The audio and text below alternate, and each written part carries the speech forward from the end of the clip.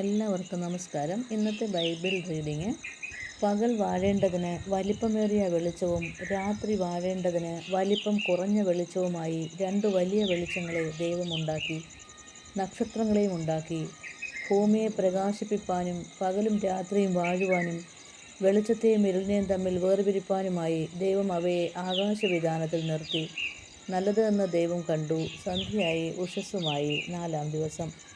വെള്ളത്തിൽ ജലജന്തുക്കൾ കൂട്ടമായി ജനിക്കട്ടെ. ഭൂമിയുടെ മീതെ ആകാശവിതാനത്തിൽ പറവജാതി പറക്കട്ടെ എന്ന് ദൈവം കൽപ്പിച്ചു.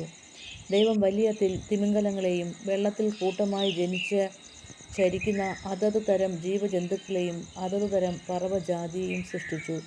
നല്ലത് എന്ന് ദൈവം കണ്ടു. നിങ്ങൾ വർദ്ധിച്ചു പെരുകി സമുദ്രത്തിലെ വെള്ളത്തിൽ നിറവിൻ. പറവജാതി ഭൂമിയിൽ പെരുകട്ടെ എന്ന് കൽപ്പിച്ചു. ദൈവം അവയെ അനുഗ്രഹിച്ചു. സന്ധ്യയായി, ഉഷസ്സുമായി. 5-ാം ദിവസം.